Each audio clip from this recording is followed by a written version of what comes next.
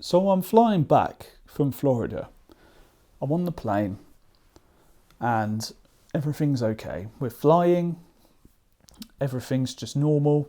The air hostesses are giving people foods, we've got trays, and then suddenly there's a dropping feeling in my stomach. And the plane drops 3,000 feet in the sky. People are screaming, kids are crying, air hostesses are on the floor. I'm terrified, and we've just hit turbulence. But the thing is, everything was fine. So I just want to talk a bit about how air turbulence, what it feels like, and just my experience during this time. So yeah, like I said, we was on the plane, we're flying back from Florida, and we hit this turbulence, and we find out later that the plane dropped 3,000 feet in the sky, which is quite far.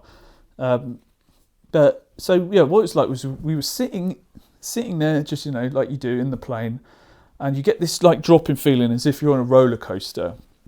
And the thing that freaked me out was the fact that the air hostesses were on the floor. I think they fell over because they're like walking.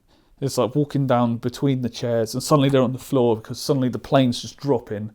And when you see the air hostesses are sort of panicked, then you know that it's not a usual thing going on, because you sort of like, if anything sort of strange happens, you sort of look to the air hostesses as the ones with the most experience being on the plane. So you look to them, and if they're freaking out, you start freaking out. So my heart's racing, and I thought, oh my God, this is the end, because I'm quite terrified of planes anyway. And like I said, kids start crying, there's stuff on the floor. But yeah, after a bit, it was a bit bumpy afterwards, but after that, everything was completely fine. So it does like sort of ring those bells when people say like flying is one of the safest ways of travelling. And I guess they're right, because, I mean, they are right statistically, but I mean, like, when you've actually experienced it, like, logically, there's actually quite a lot of feet that for you to play with. Like, you're flying at 30,000 feet.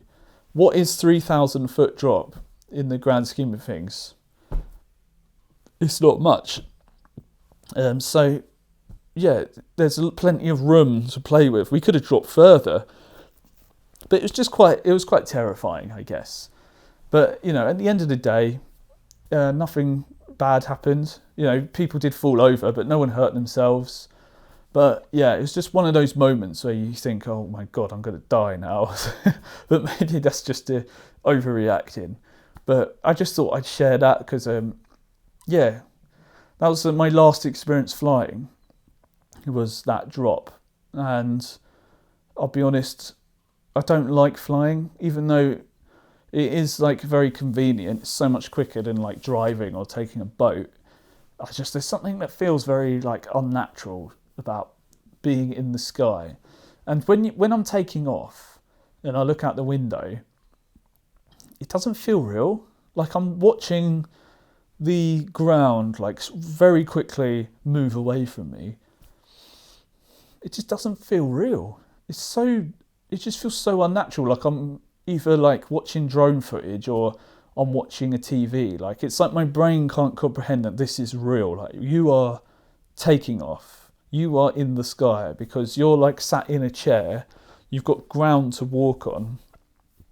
It does blow my mind. There's something quite emotional about watching that ground like go away, and suddenly you're very high up, way higher up than you should be.